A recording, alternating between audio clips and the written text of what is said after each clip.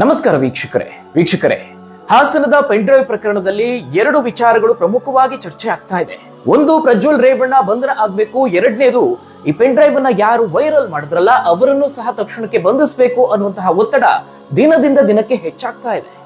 ಇನ್ನು ರಾಜ್ಯದ ಜನ ಅರಗಿಸಿಕೊಳ್ಳೋದಕ್ಕೆ ಸಾಧ್ಯವಾಗ್ತಿಲ್ಲ. ಅಷ್ಟರ ಮಟ್ಟಿಗೆ ಪ್ರಕರಣದಲ್ಲಿ ಹೊಸ ಬೆಳವಣಿಗೆಗಳು ಆಗ್ತಾ ಇದೆ. ಕ್ಷಣಕ್ಕೂ ಹೊಸ ತಿರುವನ್ನ ಪಡೆದುಕೊಳ್ತಾ ಇದೆ. ರಾಜಕೀಯ ನಾಯಕರನ್ನ ಬೆಂಬಿಡದೆ ಈ ಒಂದು ಪ್ರಕರಣ ಕಾಡ್ತಾ ಇದೆ. ಕಾಂಗ್ರೆಸ್, ಬಿಜೆಪಿ, ಜೆಡಿಎಸ್ ಎನ್ನದೇ ಬೇರೆ ರಾಜಕೀಯ ನಾಯಕರನ್ನ ಈ ಒಂದು ಪ್ರಕರಣ ಬೆಂಬಿಡದೆ ಕಾಡ್ತಾ ಇದೆ. ಮೊದಲನೇದಾಗಿ ಈ ಒಂದು ಪ್ರಕರಣದಲ್ಲಿ ಏನೇನೆಲ್ಲ ಹೊಸ ಬೆಳವಣಿಗೆ ಆಯ್ತು ಅದೆಲ್ಲವನ್ನ ನೋಡ್ತಾ ಹೋಗೋದಾದ್ರೆ, ಪ್ರಜ್ವಲ್ ರೇವಣ್ಣ ತಲೆಮರೆಸಿಕೊಂಡಿದ್ದು ಸಾಕಷ್ಟು ದಿನಗಳಾಗಿದೆ. ಈವರೆಗೆ ಆತ ಪತ್ತೆ ಇಲ್ಲ. SIT ಅಧಿಕಾರಿಗಳು ಸಹ ಆತನನ್ನ ಹುಡುಕುವಂತಹ ಪ್ರಯತ್ನವನ್ನ ಮಾಡ್ತಿದ್ದಾರೆ. ಆತ ಎಲ್ಲಿದ್ದಾನೆ ಅನ್ನೋದನ್ನ ಪತ್ತೆ ಮಾಡೋದಕ್ಕೆ ಸಾಧ್ಯವಾಗ್ತಿಲ್ಲ. ಹೀಗಾಗಿ ಅವರು ಇದೀಗ CBI ಹಾಗೆ ಇಂಟರ್ಪೋಲ್ ಅಧಿಕಾರಿಗಳ ನೆರವನ್ನ ಕೋರಿದ್ದಾರೆ. ಇದಕ್ಕೆ ಸ್ಪಂದಿಸಿದಂತಹ ಇಂಟರ್ಪೋಲ್ ಅಧಿಕಾರಿಗಳು ಪ್ರಜ್ವಲ್ ವಿರುದ್ಧವಾಗಿ ಬ್ಲೂ ಕಾರ್ನರ್ ನೋಟಿಸ್ ಅನ್ನ ಈಗಾಗಲೇ ಹೊರಡಿಸಲಾಗಿದೆ. ಜಾಗತಿಕವಾಗಿ ಸುಮಾರು 196 ದೇಶಗಳಿಗೆ ಪ್ರಜ್ವಲ್ ರೇವಣ್ಣ ಫೋಟೋ ಸಹಿತ ಮಾಹಿತಿಯನ್ನ ರವಾನಿಸಲಾಗಿದೆ. ಒಂದು ಮಾಹಿತಿ ಪ್ರಕಾರವಾಗಿ ಮೇ 15ಕ್ಕೆ ಆತ ಭಾರತಕ್ಕೆ ಮರಳುವಂತಹ ಸಾಧ್ಯತೆ ಇದೆ ಎನ್ನಲಾಗಿದೆ. ಇನ್ನು ಈ ಒಂದು ಪ್ರಕರಣದಲ್ಲಿ ಹಲವು ಮುಗ್ಧ ಹೆಣ್ಣು ಮಕ್ಕಳನ್ನ ಬೆದರಿಸಿ, ಆಮಿಷವೊಡ್ಡಿಯೋ, ಲೈಂಗಿಕ ದೌರ್ಜನ್ಯವನ್ನ ಎಸಗಿ, ಶೋಷಣೆಯನ್ನ ಮಾಡಿ, ಅತ್ಯಾಚಾರ ಮಾಡುವಂತಹ ಸಾಲು ಆರೋಪಗಳು ಪ್ರಜ್ವಲ್ ರೇವಣ್ಣ ಮೇಲಿದೆ. ಅದರಂತೆ ಈಗ ಸಾಲು FIR ಕೂಡ ದಾಖಲಾಗ್ತಾ ಇದೆ. ಇದೀಗ SIT ಅಧಿಕಾರಿಗಳ ವಿಚಾರಣೆಯ ಸಂದರ್ಭದಲ್ಲಿ ಮತ್ತೋರ್ವ ಮಹಿಳೆ ಪ್ರಜ್ವಲ್ ರೇವಣ್ಣ ಬೆದರಿಸಿ ಅತ್ಯಾಚಾರ ಎಸಗಿದ್ದಾರೆ ಅಂತ ಹೇಳಿಕೆಯನ್ನ ನೀಡಿದ್ದಾರೆ. ಈ ಒಂದು ಆಧಾರದ ಮೇಲೆ ಈಗ 3ನೇ FIR ಅನ್ನ ದಾಖಲಿಸಿಕೊಳ್ಳಲಾಗಿದೆ. ಹೀಗಾಗಿ ಪ್ರಜ್ವಲ್ ರೇವಣ್ಣ ಮೇಲಿನ ಕೇಸ್ ಇದೀಗ ಮತ್ತಷ್ಟು ಬಲವಾಗಿದೆ.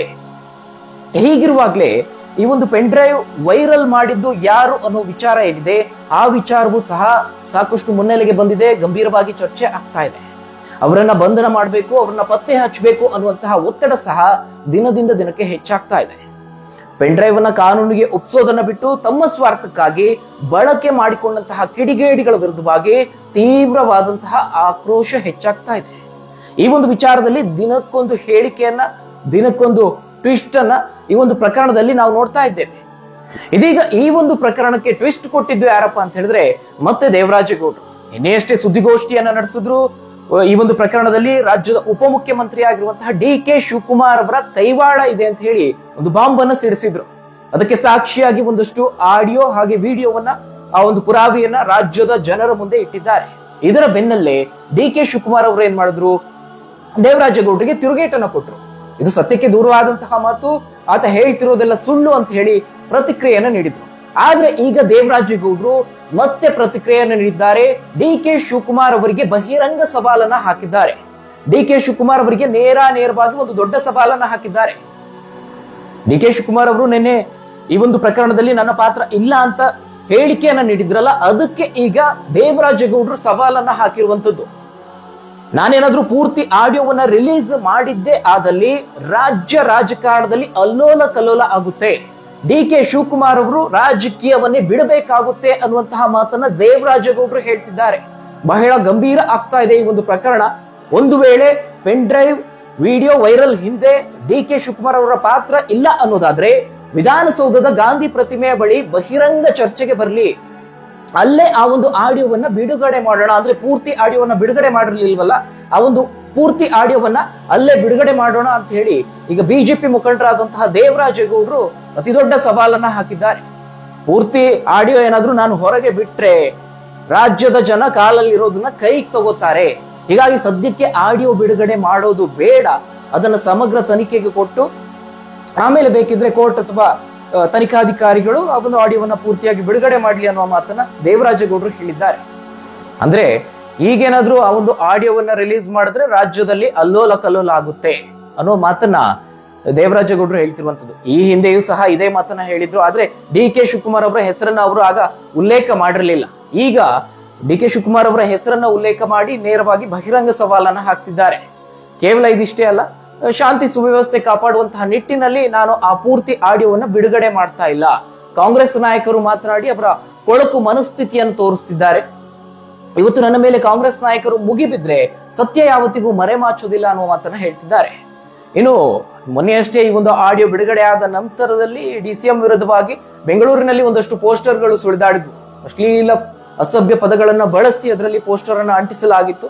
ಈಗ ಅದಕ್ಕೆ ದೇವರಾಜೇಗೌಡರು ಪ್ರತಿಕ್ರಿಯೆಯನ್ನು ನೀಡಿದ್ದಾರೆ. ಈ ಒಂದು ಪೋಸ್ಟರ್ ಅನ್ನ ಅಂಟಿಸಿದ್ದು DCM ವಿರುದ್ಧವಾಗಿ ಸರಿಯಾಗಿಯೇ ಇದೆ ಅನ್ನುವಂತಹ ಮಾತನ್ನ ಹೇಳ್ತಿದ್ದಾರೆ. ಚುನಾವಣೆ ಮುಗಿದ ಬಳಿಕದಲ್ಲಿ ನಮ್ಮದೇ ಆದಂತಹ ಹೋರಾಟ ಆರಂಭ ಆಗುತ್ತೆ, ಶೀಘ್ರದಲ್ಲೇ ಸರ್ಕಾರ ಪತನ ಆಗುತ್ತೆ ಅನ್ನುವಂತಹ ಮಾತನ್ನ ದೇವರಾಜೇಗೌಡರು ಹೇಳ್ತಿದ್ದಾರೆ. ಸಾಕಷ್ಟು ಕುತೂಹಲವನ್ನು ಮೂಡಿಸ್ತಾ ಇದೆ ಈ ಒಂದು ಆಡಿಯೋ. ಇನ್ನು ಇದೇ ಸಂದರ್ಭದಲ್ಲಿ ಶಿವರಾಮೇಗೌಡರು ಅವರು ಸಹ ಈ ಒಂದು ಪ್ರಕರಣದಲ್ಲಿ ಭಾಗಿಯಾಗಿದ್ದಾರೆ ಅನ್ನೋ ರೀತಿಯಲ್ಲಿ ದೇವರಾಜೇಗೌಡರು ಆರೋಪವನ್ನು ಮಾಡಿದ್ರು. ಅವರು ಸಹ ಅದಕ್ಕೆ ತಿರುಗೇಟನ್ನು ಕೊಟ್ಟರು. ಇದೀಗ ಮತ್ತೊಂದು ತಿರುಗೇಟನ್ನ ದೇವರಾಜೇಗೌಡರು ನೀಡ್ತಿದ್ದಾರೆ. ಮಾತಿನ ಮೇಲೆ ನಿಗಾ ಇರಲಿ ಅಂತ ಹೇಳಿ ಶಿವರಾಮೇಗೌಡರಿಗೆ ವಾರ್ನಿಂಗ್ ಅನ್ನು ಕೊಟ್ಟಿದ್ದಾರೆ. ಇನ್ನು ಸುದ್ದಿಗೋಷ್ಠಿಯಲ್ಲಿ DK ಶಿವಕುಮಾರ್ ಹಾಗೆ ಶಿವರಾಮೇಗೌಡರ ವಿರುದ್ಧವಾಗಿ ಒಂದು ಆಡಿಯೋವನ್ನ ಬಿಡುಗಡೆ ಮಾಡಿದ ನಂತರದಲ್ಲಿ ಸಾಕಷ್ಟು ಆರೋಪ ಪ್ರತ್ಯಾರೋಪಗಳು ಕೇಳಿ ಬಂತು. ಇದೇ ಒಂದು ವಿಚಾರವಾಗಿ DK ಶಿವಕುಮಾರ್ ಅವರಿಗೆ SIT ಅಧಿಕಾರಿಗಳು ನೋಟಿಸ್ ಅನ್ನ ನೀಡುವಂತಹ ಸಾಧ್ಯತೆ ಇದೆ ಅಂತ ಹೇಳಲಾಗಿದೆ. ಇದಿಷ್ಟು ಈ ಒಂದು ಪ್ರಕರಣದ ವಿಚಾರದಲ್ಲಿ ಆಗಿರುವಂತಹ ಬೆಳವಣಿಗೆ. ಇನ್ನು ಈಗಾಗಲೇ ಹೇಳಿದ ಹಾಗೆ DK ಶಿವಕುಮಾರ್ ಅವರ ಮೇಲೆ ಈ ರೀತಿಯ ಆರೋಪ ಕೇಳಿ ಬರ್ತಿದ್ದ ಹಾಗೆ ಬೆಂಗಳೂರಿನ ವಿವಿಧೆಡೆ ಒಂದಷ್ಟು ಪೋಸ್ಟರ್ಗಳು ಸುಳಿದಾಡಿದ್ದಾವೆ. ಲೂಲು ಮಾಲ್ ಹಾಗೆ KPCC ಕಚೇರಿ ಸೇರಿ ನಗರದ ಹಲವೆಡೆ DK ಶಿವಕುಮಾರ್ ಅವರ ವಿರುದ್ಧವಾಗಿ ಹಾಗೆ CM ಸಿದ್ದರಾಮಯ್ಯನವರ ವಿರುದ್ಧವಾಗಿ ಅನಾಮಿಕ ವ್ಯಕ್ತಿಗಳು ಪೋಸ್ಟರ್ ಅನ್ನ ಅಂಟಿಸಿದ್ದಾರೆ. ಪೆನ್ಡ್ರೈವ್ ಪ್ರಕರಣವನ್ನ ಉಲ್ಲೇಖಿಸಿ ಅದರಲ್ಲಿ ಬರೆಯಲಾಗಿದೆ. ಈ ವಿಚಾರ ಸಹ ಈಗ ದೊಡ್ಡ ಮಟ್ಟದಲ್ಲಿ ಸುದ್ದಿ ಆಗ್ತಾ ಇದೆ. ಇದೆಲ್ಲದರ ಮಧ್ಯೆ ಮತ್ತೊಂದು ಸ್ಫೋಟಕ ವಿಚಾರ ಬಹಿರಂಗಗೊಂಡಿದೆ. ಸದ್ಯ ಈ ವಿಚಾರ, ಈ ಒಂದು ಪ್ರಕರಣ ಕಾಂಗ್ರೆಸ್ ನಾಯಕರ ಬೆನ್ನು ಬಿಡುವಂತೆ ಕಾಣಿಸ್ತಾ ಇಲ್ಲ. ಮೊನ್ನೆಯಷ್ಟೇ ಏನಾಯ್ತು, ನವೀನ್ ಗೌಡ ಅನ್ನುವ ವ್ಯಕ್ತಿಯ ಆಡಿಯೋವನ್ನ ಕುಮಾರಸ್ವಾಮಿ ಅವರು ಬಿಡುಗಡೆ ಮಾಡಿದ್ರು. ಅದರಲ್ಲಿ ಆತ ತನ್ನ ಸ್ನೇಹಿತನ ಜೊತೆಗೆ ಮಾತನಾಡ್ತಾ ಹೇಳ್ತಾನೆ, 100 ಪೆನ್ ಡ್ರೈವ್ ಗಳನ್ನ ನಾನು ಕಳಿಸ್ಕೊಟ್ಟಿದ್ದೇನೆ, ಪೆನ್ ಡ್ರೈವ್ ನಲ್ಲಿದ್ದ ವಿಡಿಯೋಗಳನ್ನ ವೈರಲ್ ಮಾಡಿದ್ದು ನಾನೇ ಅಂತ ಆತ ಹೇಳ್ಕೊಂಡಿದ್ದಾನೆ. ಅದೇ ವ್ಯಕ್ತಿ ಕಾಂಗ್ರೆಸ್ ನಾಯಕರ ಜೊತೆಗೆ ಗುರುತಿಸಿಕೊಂಡಿರುವಂತಹ ಒಂದಷ್ಟು ಫೋಟೋಗಳನ್ನ ಕುಮಾರಸ್ವಾಮಿ ಅವರು ಸುದ್ದಿಗೋಷ್ಠಿಯಲ್ಲಿ ಬಿಡುಗಡೆ ಮಾಡಿದ್ರು. ಅದಾದ ನಂತರದಲ್ಲಿ ಈಗ ಮತ್ತೊಂದು ಫೋಟೋ ವೈರಲ್ ಆಗ್ತಾ ಇದೆ. ಈ ಒಂದು ವಿಡಿಯೋ ಪ್ರಕರಣದ video king pin Karthik Congress ಅಭ್ಯರ್ಥಿಯ ಜೊತೆಗೆ ಆತ್ಮೀಯವಾದಂತಹ ಒಡನಾಟ ಹೊಂದಿರುವ ಫೋಟೋಗಳು ವೈರಲ್ ಆಗ್ತಾ ಇದೆ. ಆ ಮೂಲಕವಾಗಿ ಈ ಒಂದು ಪ್ರಕರಣ ಈಗ ಕಾಂಗ್ರೆಸ್ ಅಂಗಳಕ್ಕೆ ಬಂದು ತಲುಪಿದೆ. ವಿಡಿಯೋ ಕಿಂಗ್ ಪಿನ್ ಕಾರ್ತಿಕ್ ಜೊತೆ ಕಾಂಗ್ರೆಸ್ ಅಭ್ಯರ್ಥಿ ಶ್ರೇಯಸ್ ಪಟೇಲ್ ಇರುವಂತಹ ಫೋಟೋಗಳು ವೈರಲ್ ಆಗ್ತಾ ಇರುವಂತದ್ದು. JDS ಕಾರ್ಯಕರ್ತರು, BJP ಕಾರ್ಯಕರ್ತರು ಈ ಫೋಟೋಗಳನ್ನ ಇದೀಗ ವೈರಲ್ ಮಾಡ್ತಾ ಇದ್ದಾರೆ, ತಿರುಗೇಟನ್ನ ಕೊಡ್ತಿದ್ದಾರೆ. ಇದರಲ್ಲಿ ಪ್ರಮುಖ ವಿಚಾರ ಏನಪ್ಪಾ ಅಂತ ಹೇಳಿದ್ರೆ, ಲೋಕಸಭಾ ಚುನಾವಣೆಯ ದಿನವೇ ಕಾರ್ತಿಕ್ ಜೊತೆಗೆ ಈ ಪುಟ್ಟರಾಜು ಅಥವಾ ಪುಟ್ಟಿ ಅನ್ನುವರ ಮನೆಯಲ್ಲಿ ಶ್ರೇಯಸ್ ಊಟ ಮಾಡಿದ್ದಾರೆ ಎನ್ನಲಾದಂತಹ ಫೋಟೋಗಳು ಇದಾಗಿದೆ. ಇನ್ನು ಕಾರ್ತಿಕ್ ನನಗೆ ಪರಿಚಯವೇ ಇಲ್ಲ, ಆತನನ್ನ ಒಮ್ಮೆ ಮಾತ್ರ ಭೇಟಿಯಾಗಿದ್ದೆ ಅಂತ ಈ ಹಿಂದೆ ಶ್ರೇಯಸ್ ಅವರು ಹೇಳಿದ್ರು. ಇದೀಗ ಈ ಸಂದರ್ಭದಲ್ಲಿ ಈ ಒಂದು ಫೋಟೋ ರಿಲೀಸ್ ಆಗಿರುವಂತದ್ದು. ಶ್ರೇಯಸ್ ಜೊತೆಗೆ ಊಟ ಮಾಡ್ತಿರುವಂತಹ ಕಾರ್ತಿಕ್ ಫೋಟೋ ವೈರಲ್ ಆಗ್ತಾ ಇದೆ. ಇದೇ ಸಂದರ್ಭದಲ್ಲಿ ಕಾರ್ತಿಕ್, ಶ್ರೇಯಸ್, ಪುಟ್ಟರಾಜು ಕೈ ಹಿಡಿದುಕೊಂಡು ಫೋಟೋ ತೆಗೆಸಿಕೊಂಡಿದ್ದಾರೆ. ಆ ಫೋಟೋಗಳು ಸಹ ವೈರಲ್ ಆಗ್ತಾ ಇದೆ.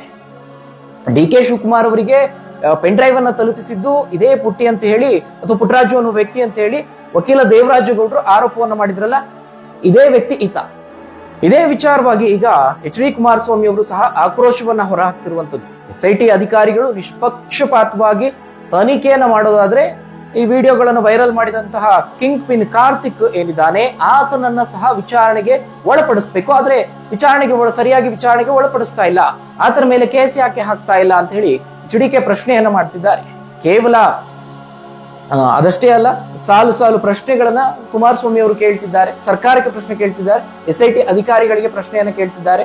ಪೆನ್ ಡ್ರೈವ್ ಪ್ರಕರಣದ ಸೂತ್ರಧಾರಿಯಾಗಿರುವಂತಹ ಕಾರ್ತಿಕ್ ಕತೆ ಏನು, ಆತ ಎಲ್ಲಿದ್ದಾನೆ, ಆತನ ಹಿಂದೆ ಯಾರಿದ್ದಾರೆ, ನಿಮ್ಮ ಈ ತನಿಖೆಯ ವಿಸ್ತಾರ ಎಷ್ಟು, ಕೇವಲ ಪ್ರಜ್ವಲ್ ರೇವಣ್ಣ ಹಾಗೆ ರೇವಣ್ಣ ವಿರುದ್ಧವಷ್ಟೇ ನಿಮ್ಮ ತನಿಖೆಯನ್ನ ಅಂತ ಹೇಳಿ ಅವರು ಪ್ರಶ್ನೆಯನ್ನ ಮಾಡ್ತಿರುವಂತದ್ದು. ರೇವಣ್ಣ ಅವರಿಗೆ ಯಾವ ರೀತಿ ವಿಚಾರಣೆಯನ್ನ ನಡೆಸಿದ್ರು ಅದೇ ರೀತಿಯಲ್ಲಿ ಬೇರೆ ಬೇರೆ ಪ್ರಕರಣಗಳಲ್ಲಿ ಬೇರೆ ಬೇರೆ ರಾಜಕಾರಣಿಗಳನ್ನ ಅದೇ ರೀತಿಯಲ್ಲಿ ನಿಷ್ಪಕ್ಷಪಾತವಾಗಿ ವಿಚಾರಣೆಯನ್ನ ನಡೆಸ್ತಿದ್ದೀರಾ ಅಂತ ಹೇಳಿ ಕುಮಾರಸ್ವಾಮಿ ಅವರು DK ಶಿವಕುಮಾರ್ ಅವರಿಗೆ ಹಾಗೆ CM ಸಿದ್ದರಾಮಯ್ಯ ಅವರಿಗೆ ಪ್ರಶ್ನೆಯನ್ನ ಮಾಡ್ತಿದ್ದಾರೆ. ಇನ್ನು ಇದೇ ಸುದ್ದಿಗೋಷ್ಠಿಯ ವೇಳೆ ಪ್ರಜ್ವಲ್ ಪೆನ್ ಡ್ರೈವ್ ಪ್ರಕರಣದ ವಿಷಯವಾಗಿ ಹಾಸನದ ನವೀನ್ ಗೌಡ ಅನ್ನುವ ವ್ಯಕ್ತಿ ಮಾತನಾಡಿದ್ದಾರೆ ಎನ್ನುವ ಆಡಿಯೋವನ್ನ ಸಹ ಕುಮಾರಸ್ವಾಮಿ ಅವರು ಪ್ಲೇ ಮಾಡಿದ್ರು. ಇದಲ್ಲದೆ ನವೀನ್ ಗೌಡ ಕಾಂಗ್ರೆಸ್ ಅಭ್ಯರ್ಥಿ ಶ್ರೇಯಸ್ ಪಟೇಲ್ ಜೊತೆಗೆ ಇರುವಂತಹ ಹಾಗೆ ಸಚಿವ ಜಮೀರ್ ಅಹಮದ್ ಜೊತೆಗಿರುವಂತಹ ಒಂದಷ್ಟು ಫೋಟೋಗಳನ್ನ ಸಹ ಬಿಡುಗಡೆ ಮಾಡಿದ್ರು. ಈ ನವೀನ್ ಗೌಡರ ಮೇಲೆ ಯಾವಾಗ ಕ್ರಮವನ್ನ ಕೈಗೊಳ್ತೀರಿ ಅಂತ ಕುಮಾರಸ್ವಾಮಿ ಅವರು ಇದೇ ಸಂದರ್ಭದಲ್ಲಿ ಪ್ರಶ್ನೆಯನ್ನ ಮಾಡ್ತಿದ್ದಾರೆ. ಇನ್ನು SIT ಅಂತ ಹೇಳಿದ್ರೆ CM Siddaramaiah investigation team, DK Shivakumar investigation team ಅಂತ ಹೇಳಿ HDK ವ್ಯಂಗ್ಯವಾಡಿ ಆರೋಪವನ್ನ ಮಾಡಿದ್ದಾರೆ. ಇದಿಷ್ಟು ಹಾಸನದ ಪೆನ್ ಡ್ರೈವ್ ವಿಚಾರದಲ್ಲಿ ಆಗ್ತಿರುವಂತಹ ಒಂದಷ್ಟು ಬೆಳವಣಿಗೆಗಳು. ಮುಂದಿನ ವಿಡಿಯೋದಲ್ಲಿ ಮತ್ತಷ್ಟು ಮಾಹಿತಿಯೊಂದಿಗೆ ನಿಮ್ಮ ಮುಂದೆ ಬರ್ತೀನಿ. ಅಲ್ಲಿವರೆಗೂ ಧನ್ಯವಾದಗಳು ವೀಕ್ಷಕರೇ.